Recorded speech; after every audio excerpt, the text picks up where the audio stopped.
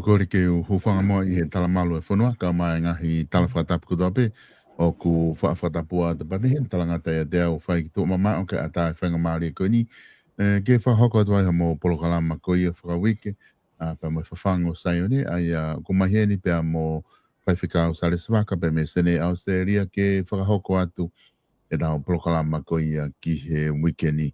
I he taimta tau ku whiwhia ke whahoko atu ano taitari reiki mo tolu kotoa pe, o ko mou lava mai ki lotoni ke tau kamata ia ai polokalama whawhango saione ki he weekend o ku o ate tai loto whiwhia mo loto maa whana ki tiki motolo whatawangi ke hoko ai polokalama o e ahoni ko e tāpoa ki a ke tau mo ui whawhai tui i he tau whanonga ai wholofola mo e whakaukau amana ke wahe mai e whaiwhikau ma ki tau tolu i he ahoni. I he taimta tau ko whiwhia ki tai lere whaiwhikau sare swaka ki sene Australia whaiwhikau malo e tau mau e ahoni malo ai ngau e pia mi Australia na mou whewheha ka whaiwhikau ko ilo i pe ko e tuu he taini miu ka mata ke unu mai mo moko i Nuslani ka mo whewheha ke i Sydney Australiana pa mo family pa mo whatongi a whahoko i hena. Ia, malo bit solo ai mau whainga maari e pia ko whawhitai lahi ki atua mawhi o tua koe tamai, pia mai alo, pia mahono lau maare, o mātuunga kouhi, ko ene tauhi po whai. O tā usia e pongpongini, pia moe polokalama o e weekendi, pia o kou whawhetai lahi ki he o tua mafi. Solo koe whanuani o ku ulo lelei pe ai laa, pia taftonga ai langi, talu pia me aneuhu. O pia mawhana au pito pe ea kana e mooni pe ho mea na e ki kakuku. Ilonga au pito ka mata ke maafuri ai ea ki he whaita umomoko pia na e ongo ia ane po. Pia i he pongpongin to ulo mai pe foke la au ki malohi pia taftonga langi pia o ku topu e ponua, funga o e ponua pia o ku toka mari ai mea ko toa pe i Natula i New South Wales. Koe family solo o ku mau o lelei pe ai family, koe ki ai ha whaingata e hoko i he family. Pia ta fok pe koe ki update pe o e mea na e hoko na magatuunga e toloi e ta polokalama whakamore atu ki a nau tolu ko toa pe ku na wafea e polokalama ane afi i hono toloi mga tuunga pe ko uhi ko ki whakama opo pe o e pōtala noa pia mo e kaamsolo pia mo e tawhaake lao pia mo e tawhaake ai insiwa o teu ke mau unu atu ki wharehopo ke whai hano whamau i totonu me ai. Pia kou fia foki ke whai mo mau huu ki ai kono i ngake, he guai ngahi makatuunga he kai lava ke nau toe mare ei ki a tawhaaki, ko pau ke nau whanonga mai pe he fuhala ko papa, pia koe lao pe ia. E solo ko ki tau kei koe nia nai kai ke ahe whewhe whau ai a ko, ka koe hui koe futau e hongo fulu e tau te JP i New South Wales, pia koe mau pe ai tau kei ko ia me he whai whatongia i he pure anga i he taimi na aku mau ai mawhai ko ia ko e Justice of Peace o lava lewa o mahino i mea kotoa pe ai ni ko pongpongin ko aneafi ko mau teu rewa ke mau tuu i he whehanga pe mo e pure anga i he ngahi mea o na e tau whakawhia maari ki pare. Solo koe katoa pe aia koe tā luelue atu pēni o au ki he aho koe e whai ai whakamau totonu, pia o koe ia kai tau mai a e toi whakapuriki a mea kua pau ke tā wholahi ai mea kotoa pe ke hoko koe ako mo e hala ke whau ai hao tau kai ngā mo e whanau matiwa. Koe ia be solo kau whakafoki atu malo. Malo pito whaiwhikau o ku whawhewhia mau pe ai taimi o ku whai ai potala noa whikau aki pia mo e tuunga koe ni o ku iai ai no foi Australia na pe he whoki ki he tuunga koe ia o e ngahi isiu koe ni ta tala noa me ai me tau ko o si o hao ai ki tauni mahino o pito ai tala noa ko ta whahoko pia me he ta whaaki koe ia pia mo no mui koe ia he kainga o ku Naomi Mui ai talanoa ko ni ta whawhoko pe ha whiawaki pe mo e na whaanga kuia ku mo iai ku tau whanonga me ai e whewhkau ke talanoa whoki i ho whaam ke whai mo wau ki whare hopo ko i ngā ke mau ai whamau to tonu pe ku tau mahino i whoki hange ko tuunga ku ai atonga mea tatau mahino i koe kai hangahi mea ku kai ke lava solova o whai a whelo toi ki ai i tua i a whainga palaparema o hoko o ku tau stio rewa koe whamau a ngā koe whei tuu ia o ku ala mau ai a e ofitaha koe ia ki whamau to tonu a ki tau tolu whainga tangata tuku ke hange whamau lahi koe ku tau tatari ki ai ki toki hoko mai ai o tua hataimi koe ia ka koe tau mo ui mamani koe ngai mea kotoa pe i he no fo o ku kai ke lava ia o whai hano solova pe whelo toi ki ai o ku hoko e whamau a ngā koe wheitu uia, ke tau kumi ki ai e tau whamau to tonu. Tuku ke he tai mia o ku, ai koe ke auru ke whamau a ngā, pia ku tau mahi kakai ia whainga uhinga na e te tonu ke awe ki ai me hafua. Ka koe whamau a ngā he ne tuu koe ia e whaiwhikau, koe wheitu to tonu pe ia ke whai aluhange koe ku ke whaaha mai, o ku ke whia ke mo hoko atu, ke ta whaaki koe a whaiwhikau, Ia, koe malo bito e solo pia, hange be foki koe tuu koe e tuunga whakamau a ngā i he whonua. Koe. O se whakamahino au bito pe tohi te vita lono me, koe o ku kau e whakamau a ngā i he whare mahu inga taha ki he whanonga nai whai he kau Isleri, o ku pau ke iai ai wheitu uia ke langa e te nit whei loa ki a ngā, koe wheitu uia e hae o tua o whakamau a Isleri, pe atala e fie mau e o tua ki a Mosese, pe atala rewa e Mosese fie mau e kakai ki o tua. Koe whakamau a ngā ia. Pe koe mahu inga e whakamau a ngā, koe nofo ai whakamau to tonu. Pe koe tau lea pe ke whakamau to tonu, koe o tua pe ai whakamau to tonu. Koe ki tāta ia, koe kau mawhai, pe koe ki nau tolo kuako ki he mala e o e whakamau, koe pau ke nau o ako, ki he whaunga ai otua. Ki he whakamau to tonu, ki he hiriwhaki o tautea, ki he kakai pau, pia moe whakamore moe tae whakamore, katoa ulunganga koe o kulongoa ai e tangata. O hange pe koe te mokalati, o hange pe koe pureanga, hange pe koe siasi, hange pe koe whamiri, koe wheitu uia o e whakamauanga, koe wheitu uia na e lata ki ai a Paula. Whakatonga ngai. Koe wheitu uia o maa ia e tangata, tae ilo otua. Ka koe kakai ai otua, koe wheitu uia e tau mao e kakai ai otua ki ai. Koe hano hinga, koe whehuia, koe tari. Koe uhi, he uiai e nau tui, o uiai ai otua o whakamau toton. Pea koe uhinga ia, e solo koe ua aki en, e ki tuu he whakamau a ngā talu e whakanofo whai whekau e motuan. Na kuhu he wharehopo ko ia o Meli i he o Meli. Koe ave au e he fine motua, koe ku tautea tai. Ai toko tolu i he youth, he taimi na kei taki ai i he youth koe i Atleriani. Tolo i he aho na e ui ai he hopo, na maulaki i tala noa mo e loea ki mua, pia pehe he loea, o koe tautea nia o mamafa au pito, ai tautea koe ni koe tā. Ka koe ui o ku haa i he pol whaire, pia mo e ku pōle o koe whai whekau au, pia kalangi ai. Hiki beko e whakamatala, ko no uhinga hei, koe taimi te tatu uai i whare hopo, koe uhi, koe taimi ia e tok whakaatama he lau maria ke urea. Pia hei kai ke tala noa e au e foi mea koe o whiema uia ke urea aki whare hopo. Pia hiki be ma ki whakamatala nou pia koe aho koe hopo, na kai ke ilo e whakamatala. Teu ki nau tolu ki he tokolahi mo i ka inga tonga na nauangi. He koe hopo ia ni koe whanga he whiwhine o whakama o awi au ki whare hopo koe tai. Ai toko tolu i he youth koe ai mautiasi. Sai, ka koe uhinga e tai, koe tala ai tutuuni i he mau whakatahalahi mo i kau polisi whai e nau tolu mea ke. Sai, koe taimi koe nau tuu aia. Aha koe hopo solo, na e tala mai koe minite e wanoa ke ha foa ki mua ke ma whakataha mo loia ki teu ke mahu whare hopo.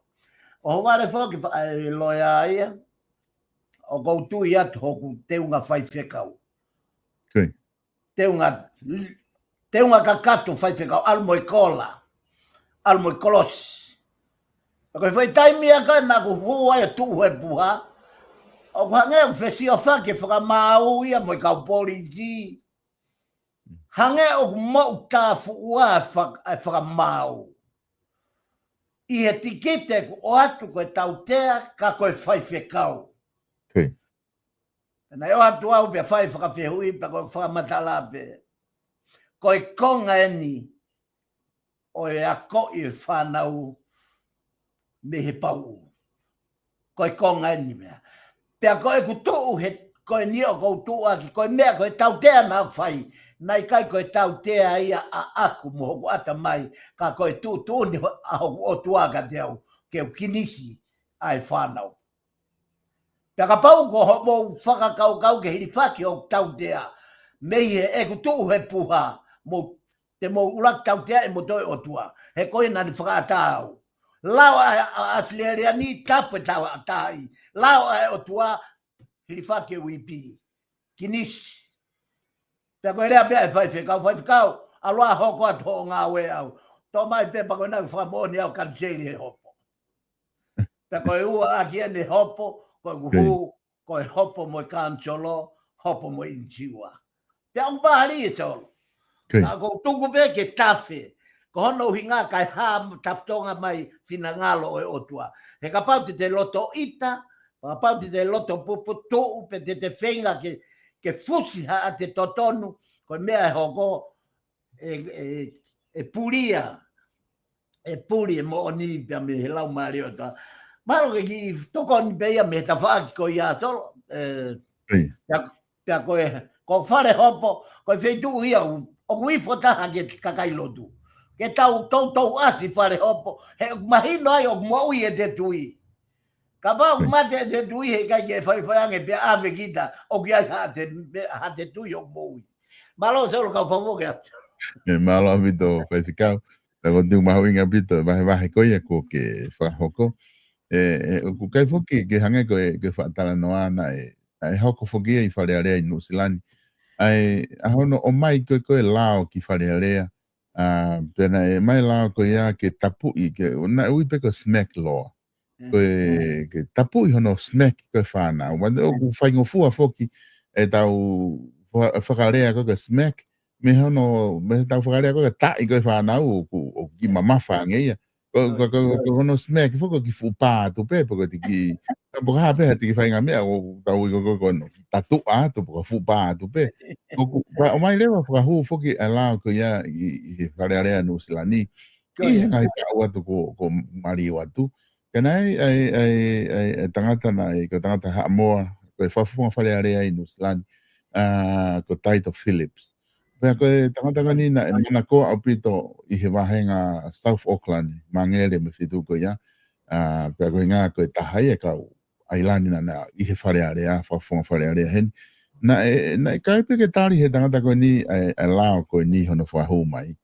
Pea na i kure wai o morea no sea ala tangata koe ni o ngai popula i he issue pa politikare pena na whanga whenga i koe ngā koe tuu koe ia ka koe ngā ka kuhange fu koe tala noa o ku wai ngai whanua i murining tawanga ai o ka tuka aseria ono taofi mamahi koe hono tā koe whanau ka kuhange ko whamatala ke mai whai whikau o kuhange ki whesitua akia mo lau ko e wholofola a koe na ku ke whamau a ngā pea o mahino i pei he kau whamau ai lao wa una te mahino i pena tolu me wholofola whai whikau koe ke lipu ko hai mea te tau whai he taime o ku whesitua akia e tau lao pea me tutu ni koe e wholofola he tuunga pehe whai whikau Koe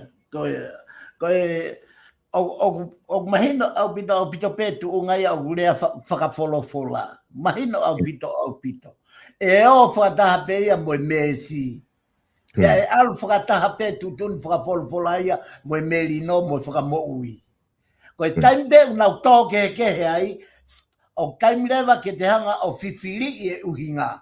He mahino le waia o whepake uhinga ia. Lea whakawholofola me matau, kai tari whakate wolo me tohemba. Pea koe taha ia mea o kou lue ai, pea moe tohi tapu. He koe whakatonga i e talo e lere ta polo kalama mo e ku tō mamawhai re son whakaaho. He koe e ku kaweinga ngā we o kou ngā we i ahoni ki o whakatatau peke hono kaweinga. Koe nea peka pongpongi mafuri e kaweinga aku.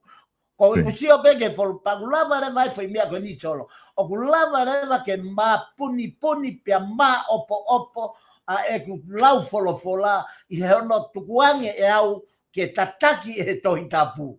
Ai ko ngau ko to pe o ko fai o ko tomu a tio ke tohi tapu pe ka pa o ku nehanga ya tala mai mia ko ni o wana ke fai e. Ta ko ta o fia mia ko ya he imagino ka ya no filion. Tapi nau pega bongbong yang talamai ya fai e hange ko ni famoi mahaki pa fai e au ia o kai ke fai aquí ko be e mo ia mahaki ka ko fai e talango fu ke doi tabu ta ko o sile aquí au fai e au ko ia be o alat pe mahaki ya mo ui be ia foi time o talamai he doi tabu famoi mahaki Oi. Bona pito e ficava pelo de malo Maria pito e tau foki o tala noa ke ngahi whanki isiu pehe ko e whanki isiu maho inga foki a tata te fito ke ki tau tolu ia i he Pasifiki o ku tau mahino i le re tau tolu ia ai koe ke pehe ia ko aha taimi ia ko tau fuwa o tau tolu ke ngahi tā o kuongo mai me ngahi kakai ko ai whanau ia o rihe loto misini o vilohia i pakaha o ku neongo o ku hanga he mātua o tā e whanau le rei be whanau ia ko uhinga hano tā ina tolu kono ako ofa ia nā tolu ko tuka taha ia uhinga na ka gitari ai he whawhonga whare alea ko na i whare alea i New Zealand he time ko ia ene tau ka we i ko konga pe ia ho tau ulunganga whawhonua o ku pea ku tala mai he wholofola ko ai be taimi o ku ai pau uko e whanau ke tūma o ku tamare ke hiri ai wipi ke tua ko e wale pa kikinis e te kau ka koe unga i ku inga mea ko ia o ku moani au bito ia solo ko hi whakatonga e mea koe ni whakatonga i ho tau lo i mata koi o kui kai ke kaweinga pelo i mata ia ke tōko ha te kono tā i kita pe tō ki tangi koi mama. Ka koe taimi o tau i he tawha ke tau tolo e o tua he tau o wha pia ngangana ho tau lo i mata. Pa ke whakatau ngā i rewa fwoi mea kou tokanga ki ai. Te ke whakamau i whewhei ai lo i mata o e o wha mo lo i mata o kini o e tau dea. Ka kohona uhinga o kutala he toi tapu e uhinga. Ai loi mata o sanga pe toi tapia fa matalai ko loi mata o e ofa pe pauleva ke te muy kita o talango fua que foi fekau o e ofa pa pau ka leva ko ta ko vevela pe ko tangi ko over pe talamai ha te putu pe te tangi pe ngangana sio mata ngangana to loi mata ngangana ko ya fe pulinga ke ngangana he mamai ngangana he ofa ko toi tapu o ku to ia fa mau do tonu o ne tala e lo i mata o e ofa, pe ane whakamatala i me lo i mata o e mamai. Pea koe ua uhonga o e tangata whakafofonga koe mo oni solo, he nai lolo tonga ne i whare area ko i Nusila. Maltui nau toki ha ua he hive hiwaki eni. Pea nā ku whakatonga i au pito tokotaha koe nā ha moa koe nā iloa ene tu he ngai ka veinga la whakatoitapa. Neongo na ikua ye whaingata. Koia, mama pito, whai whakau ko tu mahino, na ki iafe mai peta tala noa ki o ngā koe whakau kau koe ni ki o tala whakamatala ki tuunga koe ni o kui ai e nofo, a ko tu mahino ai pe ai tuunga koe ia whatatau ki he tawha ake wholofola ku ta whaapolokalama lahi ai ki ho wakai ki ngahi isiu kehe ku hoko i he nofo me he tawha aki koe e wholofola he kumahu inga ke whanongo pe kakai ki ai. Ka te ta hoko mua e whaiwhikau ke ta konga ua ta proklama koe whaafe ai o tua a te o atu ke ati koe ke hoko atu i konga koe ia. Māngo. Ia solo malo pito mau whainga marie ku hika ta hoko ataua ke ta proklama anga maheni ka venga o e pongpongi ni pia me he wholofola ko e whakaafe ai otua. Pea o to'o ai kawenga ko ni mi he tohi ai palofita ko ai sea. Pe koe wahe ni mango fulu mani mapa koe vesi hono tolu, neongo o kamata pe me vesi uaki, ua pe mohono tolu, ka hono whakatewhito vesi hono tolu o pehe. Whakotuu te ringa mai, pea omi kia te au, whakawhanongo, kai mo ui homo lau marie. Pea te uwhai mo ki mo tolu ha kovna ni te tae ngata, ko i ngahi tala ofa ki a te vita, aia kuo pau. Whakatoa ngā iange, ai mahu inga, e kau whanongo, ai mahu inga o e tohi, o e potohi ko e ni, aia o whakamatala e he palofita ko ai se a whakatu te ringa mai, pe te omi ki a te awa, whakawhanongo, kai mo ui homo lau marie. Aia, koe mea mau inga taha ki tau whanongo, o kuhanga he tau whanongo o mai e mahino. Pa kuhanga rewa e he mahino o mai kia ki tau tolu ai whakamo ui ho tau lau marie. Ka pau he ikai ke, koe me mipa ko tau te ringa, koe me mipa mahu inga ia i he wholofola. He malawa ke tau mo ui, pia tupu e tau tui me he tau whanongo. Tala noa pe kia ia Paula, i he tohi loma, ai mahu inga ko ia o e ke tau whanongo. Ko hono inga ka tau mau e mahino ki he whakamo ui ai o toa e hoko mai i ho tau lau maari. Kai ngātai, kai pehe e he vesi o pea te uwhai mo ki mo tolu ha kou nā ni te tae ngata ko i ngahi tala ofa ki a te vita aia kuo pau.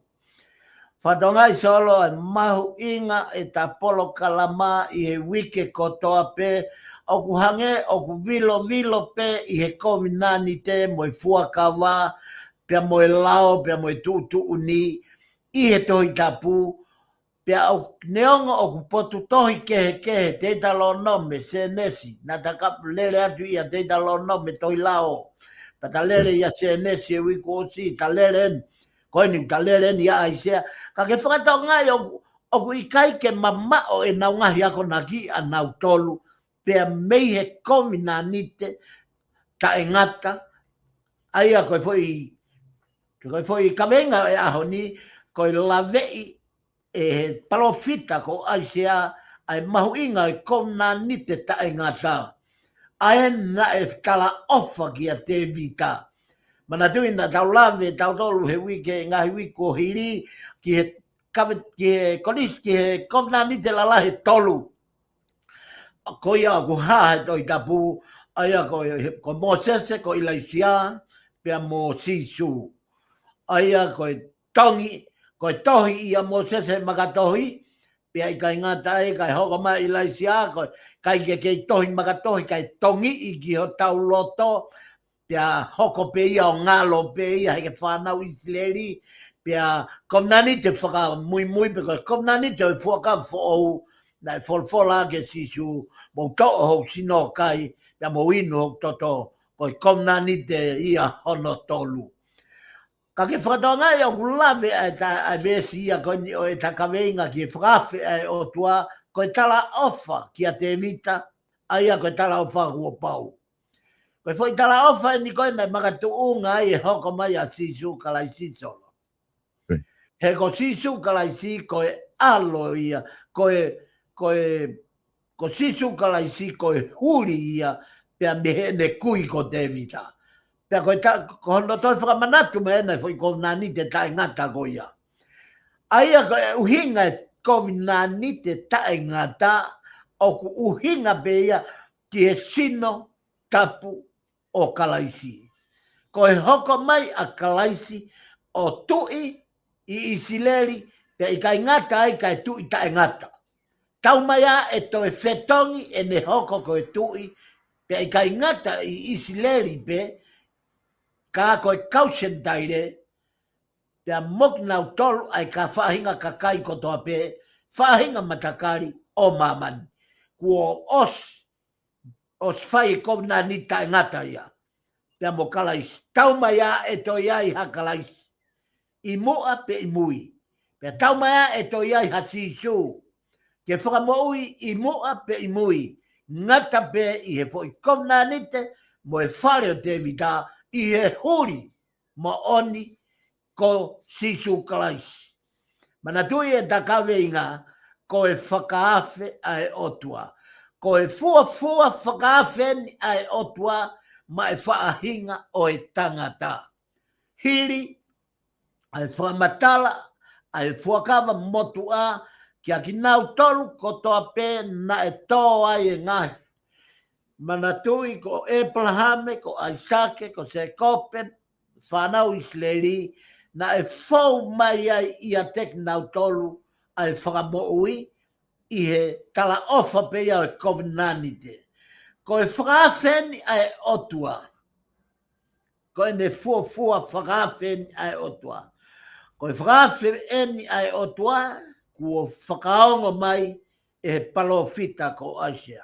Marie, ai Osea tohi lao, ai ni mai puka, se ne se xot lentiko no mi pa te da lo non me pe hoka mai a sio siua, hau he kau whamau o au mai, o nau whanonga mai ai o au mai ki ono fofua ui, fofua tui o Israeli, ya ui ai a Samuela, pe kai ngatai, kai hoko mai ai o au mai ki a Davida, pe a kuo, koe whakawhe ni kua tala he palofita, koe whakawhe ai otua.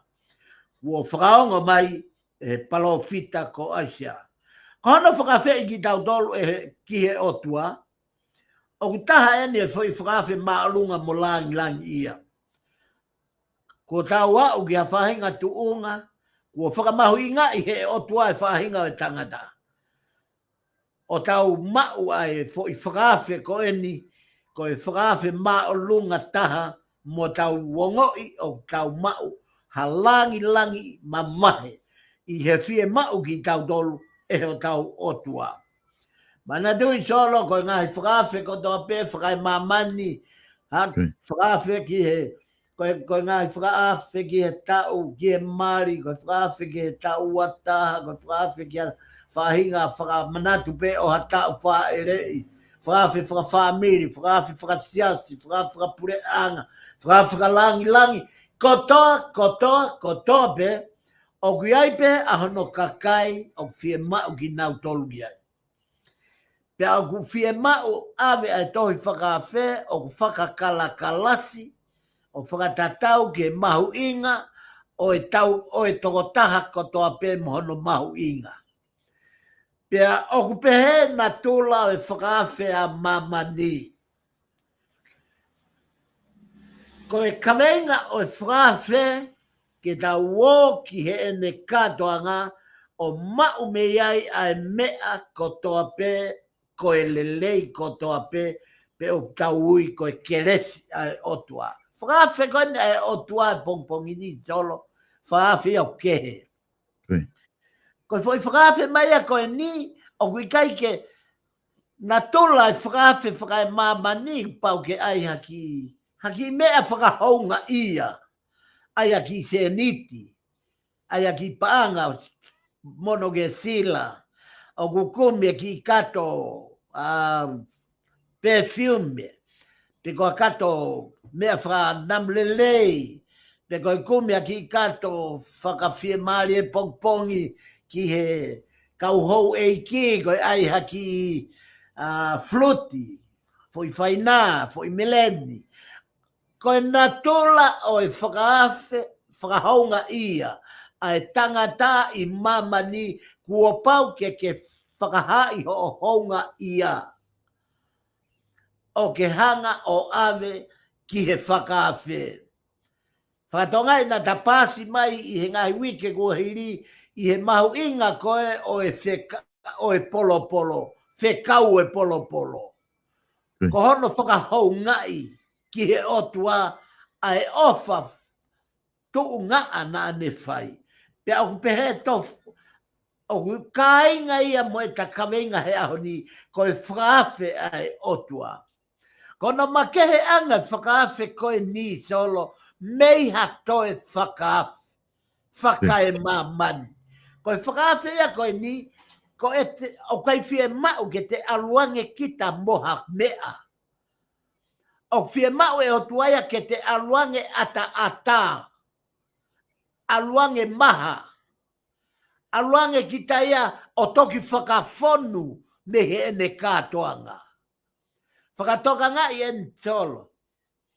Ai kehe whakawhi ai o tua mo i whakawhi ai tangata. Whakawhi ai o tua o kupau ke whakahaunga. Koe whakawhi ai o tua whie mau ke te aluange kita o kute ngeesi. Ke toki whai e ia ahoto whakawhonu me he koloa o e kātoanga a ana. Pea koe maari e ia o e kātoanga, tala kātoanga ai otua. Koe whehui o e polo kalamani. Mei he polo kalamani. Ko hai o ku whakawhei ki he kātoanga. Pea o koutui, koe toko taha kotoa pē solo o kuiai e ne tari lelei mo ne tari maari e ana ke whehuin. Ka, te talue pe i he tari ai polo kalama. Ko hai o ku whakawhei pe fie mau e o tua ki he ne kātoanga. Koe tari.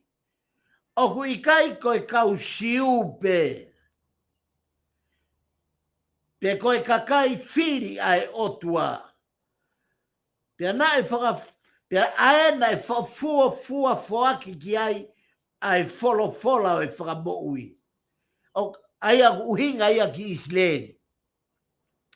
O wikai ke uhinga a whakawhenia ki a whakawhia o tua koe whie mau pe o e kausiu. I kai. Pe koe whie mau ai siu pe mo e sentaire. I kai. Kako eni. Koe kakai ko toa pē, o whie mau koe e o tua ke ne whakawhi. Whakatoa ngai e mahu inga e whakawhi ai o tua, ke tokanga e kina, ke taimi tonu ho tari, ai whakawhi ai o tua. He ka ke tō mui me ia me whakawhi ai o tua, ko vaihi e haane toi whakahu koe ke kātoanga. Aia, koe whakawhi ai o tua ki he kau siu, ki aki nau tolu na e mua ki ai wholofola o e whakamoui. Ki he kau sentaire, ai kui, ai heke, ai hou eiki, ai kau nopere, ai kau paremia, ai kau tuaki, ai kau whiawaki, ai kau koloa ia, pia moi masiva. Aki nau tolu, ai kau wako, moi kau taeako. Aki nau tolu, ai kau eiki, mok nau tolu haa mea vale. O ku ikai ke ata hataha meie whakaafe, pe koe tala kātoanga koe ni, pe koe whakaafe mai ai otua. Sike mahu inga, o e whakaafe ai otua tolo. He o ku ta lave ai. O ku lave ai e vai, pe lave ai masiva, pe aku lave ai a haa maa o lunga. Ka kai ko toa pe. Pe koe maari e taha o e whakawhe. He koe whakawhe koe nina e tala e whakawhe. Koe tala kātoanga ia ki he taane a hono alo. Whakatonga i ange. Ko aisea u ta tala noa ai. Ka ke whakatonga i o toki mau e tala kātoanga ia i he kōsperi. Ia mātiu, maake, pia moluke, pia mosione. Ka ke whakatonga i. Whakatonga i angi koe fo i tala kātoanga koe ni o e tala kātoanga koe ni ki he taane a hono alo. Koe na ia whakamanatu ia e aisea. Aia, ta whoki lewa ki a aisea, ko hi ke mama mai ai tuunga whakapalo fita o aisea, he nā ta osipolo kalama ai e solo i he e taunu ai ngahi pui tua whaka potu tohi. Tau e ua e ta lere hoko he pui tua. Koe ni ku tatoi vilo hake o hau i a aisea. Ko aisea, na e ui ia koe palofita o ka mata be fit whanoa ki ono valutaha kāma. Pe koe uhinga, koe ki mua ia i he aloi o kalaisi. Lolotonga e ni kua mawaiua e pure anga. Manatui na ta whanonga mai he pui pui tua o au ke pui maha taimi na e mawaiua ai e pure anga Isileli. O pure anga o pure i Isileli a se lopoame. Ka e pure i siuta a le hopoame. Ko e hiva tolu noa ia ki e hiva noa hiva kama. Aia, o kuikai ke iai ha whananga he wholofola. Pe o kuikai ke iai ha mea ko hatala noa tae mahino i he tohitapu. Ka ko e taimi totonu, ko e kuonga mo oni, tala noa mo oni, pea ko e mea totonu na e hoko o hange pe ko koe mo au he ahoni. Ko ai sea na ne pehe. Pe taha e ne lea ai kaila ai palofita. I he fit whanoa ki e ono valutaha a ene kaila ki he kakaisiu. Pe koe kau Isileli. Eni. I longa ai fie inua.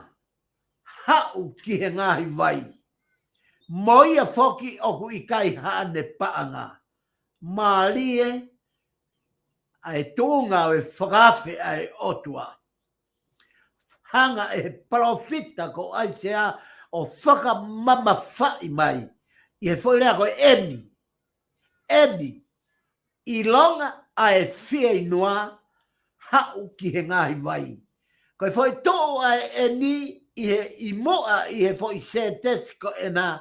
Ko no whakamahino e eni ai taimi. Whakawhawhonga e eni e taimi. O kui kai ha taimi whakangata-ngata. O kai kei ai ha taimi e pehe koe rea ai whoi palofe, ai whoi whakawhe, ai otua ki ha taimi. I kai. Eni. I longa aia. O whia inua hau ki he ngahi vai. Koe mahu inga e tangata whia inua. Kehe au pito, ai whia inua mo e whia kaia. Koe whia inua o ku viviri ange ia. Ke mau e moui. Fu viviri ange whia inua ke whakawhia maarie ke mau ai nonga, pia mo e whakawhia maarie. Ihe halo whia pe koe whia kaia. Koe whia kaia o kuala toloi. Koe whia kaia o kuala whakamau mau. Koe whia kaia o kuala lava be ke kia taimi e toki mau ai ha mea tokoni. Koe whia inua o ku fu viviri au pito ia ke mau ai ai moui. Whakawave. Ki he ngahi vai moia foki o ku ikai hane paanga. Pea kai ngata ono whakaatai vai koe ni ke tau inu ai a taha be, ha taha be. Ha matakari be, ha whamiri be, ha siasi be. Ke inu he vai moui. Pea kai ngata ai hau aki nau tolu o ku ikai ha paanga.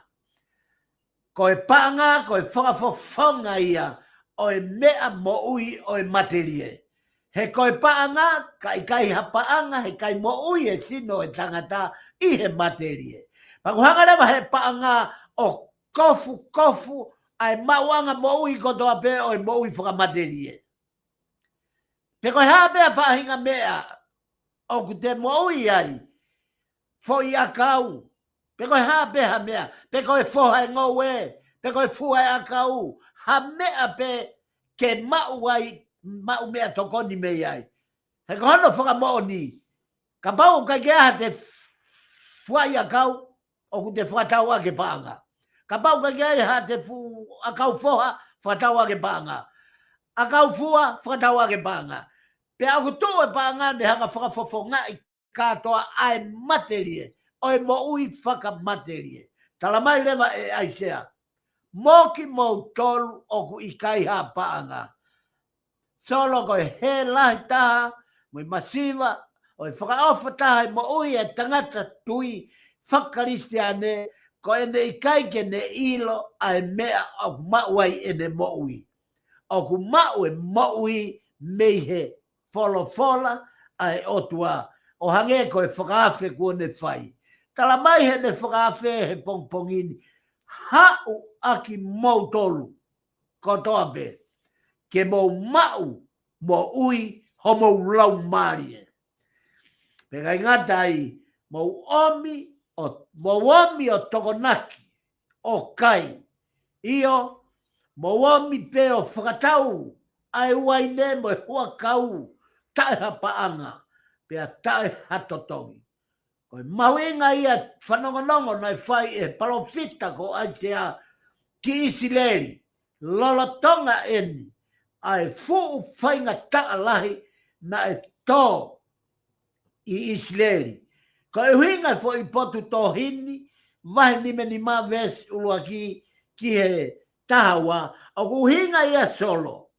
He koe foi waha taimena, ma vahe ua e pureanga ia sere poame mo le hopo ame, pe koe tala no hanga tonu eni ki Isileri. Ko se lopo ame. Hanga eia whakaata ae lotu koe ki he ngai fu, lotu peari. Lota mapua, lotu o tua aitori. Pea koe uhinga ia kaila a aisea. Koe tokanga ma mahi lau mario aisea, ki e whahinga mea o whai e se lopo ame koe tui. I e maha taimi koe ni nane tui ai. Pea kai ngā tai, o maa homo at paanga ki he atai maa. Whakamahino he palofita ki Isileri. Kai uma aki ho mo o to tongi mo o mai e ma ata i ma. Ai te mo toi fie kai ai. Lala tonga ko ia o mo nofo mo sihova o kune whawhanga ki mo tol whakaaho. O kune whakainu ki mo tol whakaaho. He ko ho mo nofo ki he ata i ma ake paanga e ia e aho teke mau e paanga. Ia e aho e kai teke mau e paanga. Pea koe aho pe teke hala e teke fie kai ia. Mo tafoki ki a Sihova. He ko mo tafoki pe ki a Sihova. E tatau ai pepe o mo iaha mo paanga pe tae paanga. Te mo kei maakona pe te mo kei inu pe me a Sihova. Ko e uhinga ia ai foi potohi. Ko e whawhe eni ai otua ma au. Mo au. Pea ko hota whainga mari e. Ko e whehui. Te ke tari ai whawhe pe gai. Hau ai whia, pea tala ki he tonga pea mo e toke lau. Ko e whawhe e tamai. Ko e whawhe whanau, kainga, whamiri, sias pea mo e whanua. Mo hau, ke ia tāpe ai matapa pea mo e whainga maria. O kui kai ke totongi ai hugi ai. Pea o kui kai ke totongi ha mea e tahai loto, ke fie mau i he kātoanga koe ni. Koe fu katoanga lahi taha eni kuo talaki pea o ku hanga tuu ki aia mamani ki e ngahi katoanga ki e teu e fu katoanga lahi koe. O kai ngahi katoanga whakafonua atonga o ku teu e katoanga ki he wai senturi e lotu e ne hake tonga ki e tau ka ausolo. Di kai koia. Koe fu katoanga lahi atonga. Ko ane afi e solo na ia e katoanga e sias katolika, ko e fua fotuu, ko ia o e apiako, ko ia, ko e Saint Josepha i vahenga, i asleria katoa na e whamanatu ane afi kono tau te au walu ni maia. Whakatoa ngai solo e kutala noa. Ko e whamanatu ane sias katolika i sene i asleria katoa te au walu ni ma. Ka koe tau ka hau, koe senturi ua ia e lotu i tonga. Aia na uraki au atu ai lotu ia ki tonga, e he kaumis nare i he tuunga koe, pia toki whakotuu, ai ngahi ako anga koe ani. Osi senturi e lotu ia, ai ngahi e tau ngahi api ako i tonga. Tau lere mai tato e ngahi kato anga hoko hoko. Ai whamanatu o e ngahi apiako korisko tupou, koristonga, lia hona, kua o senturi e lotu ia i anautolu. Ko toki a me nia ki Australian ko te au valu ni mai. Ai ana katoa nga ia aneafi. Ka ko hui ko e kutala noa ki ai. Ko hui ko e kehe o mahuinga e katoa nga ai o tua. Pea mo e whakafe ai o tua ki hene katoa nga. Eni, i longa e whienoa hau ki ngahi vai. Moia o ki kai hane pa anga o mi beo tona ki o kai. Ai whahinga whakafe ko e ni, ko e kaweinga o e whakafe, ko e kakai o ku mawhasia ho nauloto. Ko e taha e ni, ai kaweinga o e whakafe. Ko e tal aini o toki he aki he palofita. Ko e mahu inga o e whakaafe ai otua ki maman. Ka ki nau tolu ko toa pe o mawhasia ho nau loto. Ke whakawhie maari e ki nau tolu mo whanonga. Aia solo, ko e whakawhie maari e pia mo e whakanonga loto. O kui kai ke lava e hataha he mama ko ini. Kai lava he tōke tā, kai lava he whare mahaki, kai lava he whaito'o, kai ke lava e he koloa, kai ke lava he paanga, kai ke lava he tūnga whakaako, he tūnga whakaeiki, whakatūtūnga i he nofo ai. Hala ata ke mau hafoi subject pe ko foi kavenga e magdongai ke fai ak hano fai to haloto o ku hoha mo haloto o ku nonga solo ko de hauen ge au ke uhinga o ta foi kavenga ko e whakaafe ai otua ko e whakaafe ai otua te ke haawa maman he ki tau no fitunga fulu valunga fulu hivanga fulu ke haao ha whahinga mahuinga ke ne whai to'o ha loto kalamai e aisea i gai. Ko e mawhasia ho tau loto mo e tau mo ui hoha a ko si hova be mo no huawha tene lava whakanonga ki tau tolu. Ko e hinga e whakawhi, mo wami o tōna ki o kai. Mo wami ki a Sihova. O kai ai. Aia, o kai e ngahi poini ai, te uhanga o tukutuku atu pe i he mahu inga. Kai ke, e te sio peke ta taimi. Aia, ko ulu aki. O whakawhi e whahinga, o whakakaukau. Ke mau ai hanau fie maari e mo whakanonga. Ko nau tolu ko toa pe loto ho haa he mo wini. Ho haa ko hi ko palpare ma whakawhami. Ho haa ko palpare ma whakabisnisi. Ho haa ko palpare ma whakaako. Palpare ma whakalotu. Palpare ma whakasociare. Palpare ma whakaekonomika. Ko haa pe a whainga mea ho haa ai e tangata. Tala mai e wholofola. O ku ostoko naki e he otua ke pe ne whakawhei koe ke hau o mau. Fie maari ai, mauai ai nonga, pe mo fie maari.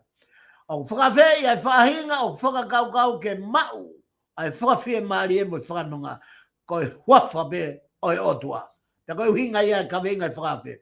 O whakawhei ai whahinga o mamahi, ke nau hau ke otua, ke katoanga e otua, ke mauai e fie fia.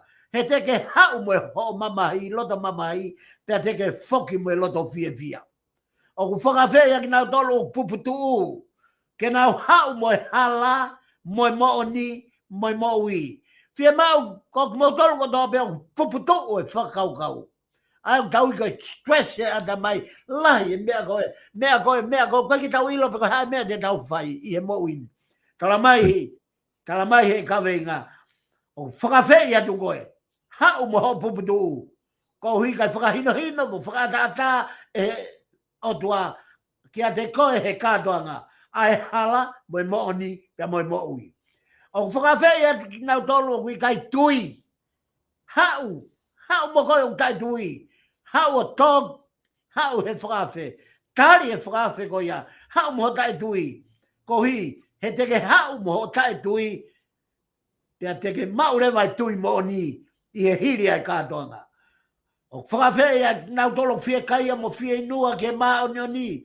Koko fiu he whenga ke mo i maa o ni kai malohi ange pe te volo. Ai fusi ai te volo mo i mono taki holo koe e he te volo i whakapouri.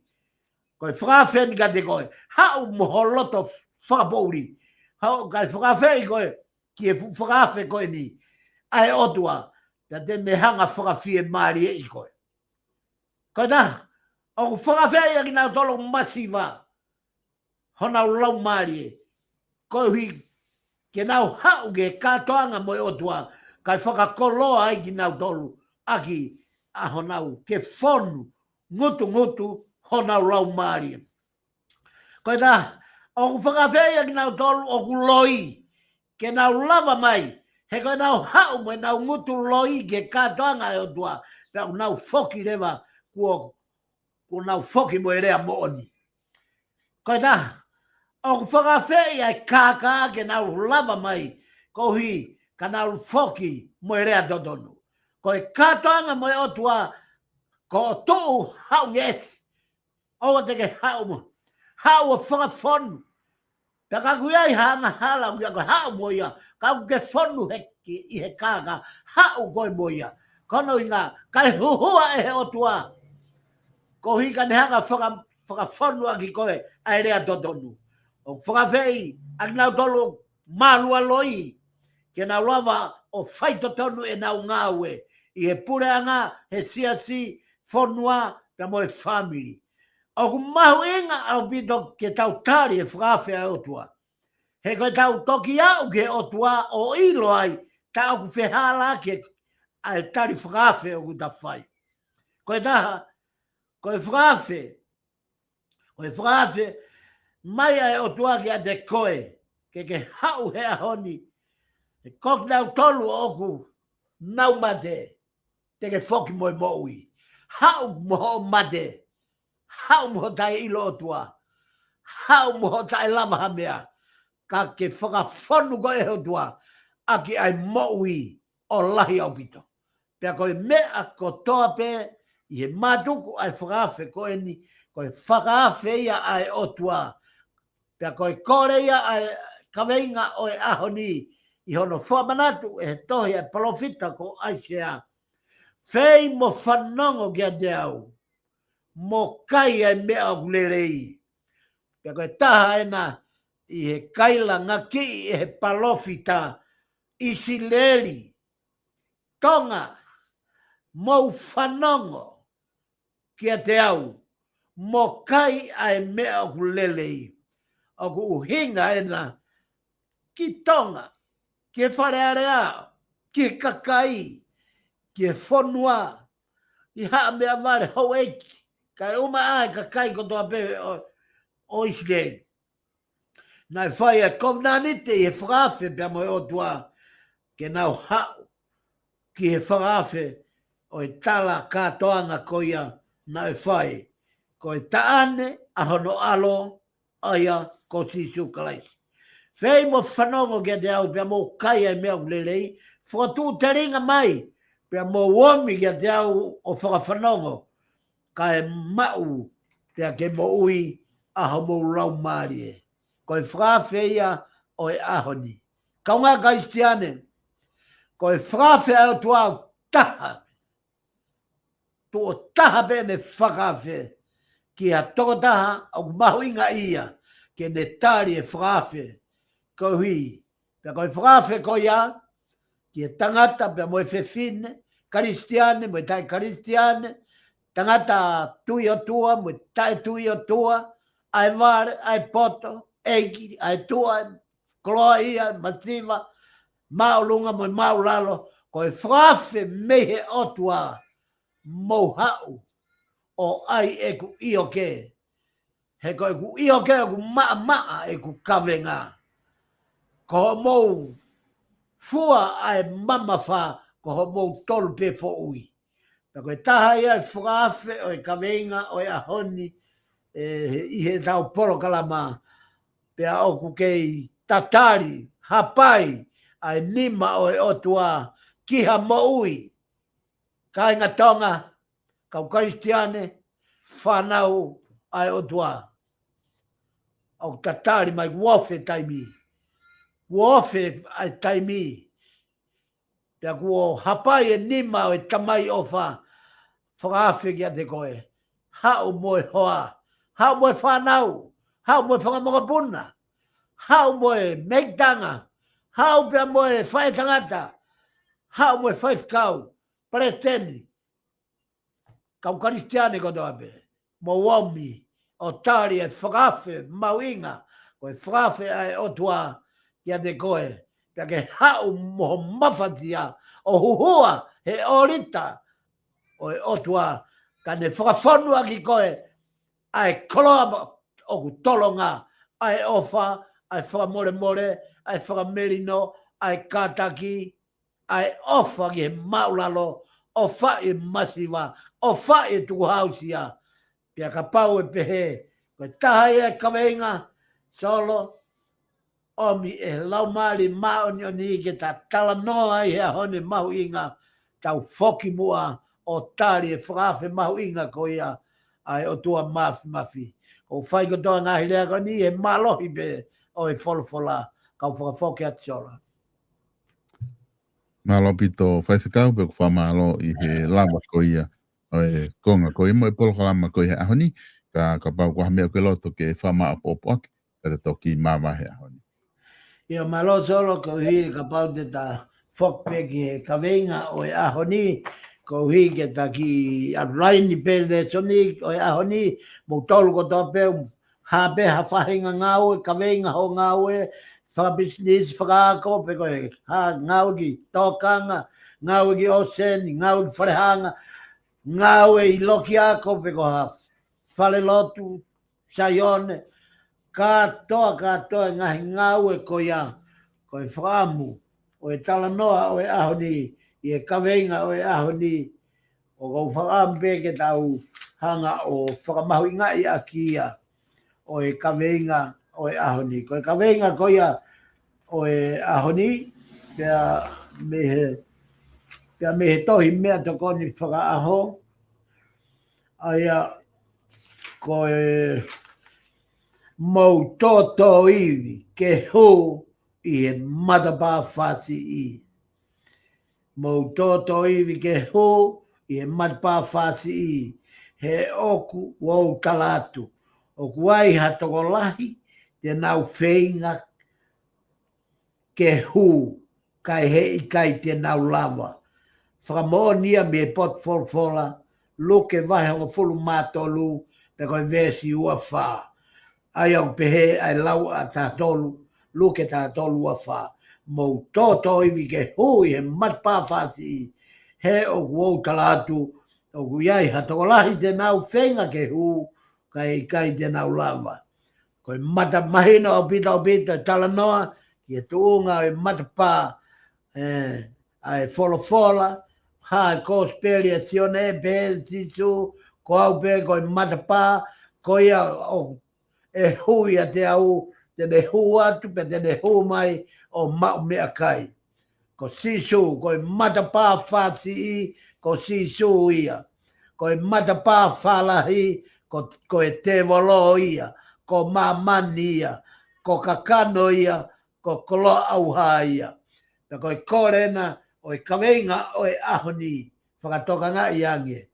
Ki nofo pe, ke lahi ange, ho tokanga, pe ko e hapeha ngāue, o whaingo fua ke whakamā op aki a ho tak family, tak siasi, tak pureanga, pe moe tak whanua. Ko e hapea whahinga, ka ke ki tokanga e kina ange, malohi ange, tau behebe, pe sete fitu nima ki he matapā whasi i. O ange pe, ai pe sete ua nima ki he matapā whalahi, he ko kakano ia moe ne ngahi hori. Peko e taha ia o i lesoni o i ahoni ke toi ki i whakatokanga ange na o kuke lotonga whanonga loa pe ko he fu matapā whalahi. Ai o whaingo fua e tōki heri. Ka ki whakatonga e tuu, whakaukau, whanongo, peke sio peke whanongo. Na kuoke tō ki he matapā whalai. Uno, ke whenga ki he matapā whainga tā. He koe matapā i au whatau ke mauai ai moui. O whātukat motol ko tā pē whanau i he tepiri whakalau maria pompongini. Ko o whalahi atukat motol ko tā pē ko mua whea he tepiri whakalau maria. Whatawange ki he lau maria mā oni o tua. En hanga toko ha tāpua ki whamunu ia. Kia te koe pia moho family. Whanua pia moe pure ngā. Hau maa whare o tupou. Pia moho eiki. O whātukat motol ko tā pē ko mua whea mai e tau poloklama whalau maria. Oi ahoni. Whamore atu. Ka kuai a lea kui kai whiunga pe hoa. Whamore atu i he hūwhanga pe i he wholofola. Kua tau wako ne kina ki tau tolu i he ahoni. Solo ko ofat kia te koe pia moe polokalama. Vimponi pia ko ofat ki he ngāu ko tō pe o ku whakahoko ki he tapa pe. O ngahi polokalama ke o ku ke whakahoko. Ka wangi pe me lau maari maari oni o tuake ni hanga o kofu i mo malui koe me ngai whiri me ngai whainga taa. Ai o ku whenga ke hū ke hae ai matapā e he kaukai haa ko i he lolo tongani mo hono ngai taau o i whanonganga. Ko ia pe ai o whaatkat modol ko toa pe tau toki whelongo aki i he taim te tau i he wikau ka e tua eki o whaat. Malo solo. Malo pito whaifikau whamalo atu he lamalere polokalama whango sai o ne ahoni. Whamalo atu ka tiki modol ko toa pe ko mo mui i he polokalamani. Mo whangawhi ki he wikahau i he taim te tau pe pure lulu. Taimi hoa tā hoko ataha taimi nusilani ka mo mea tau toki whelongo. Malo solo.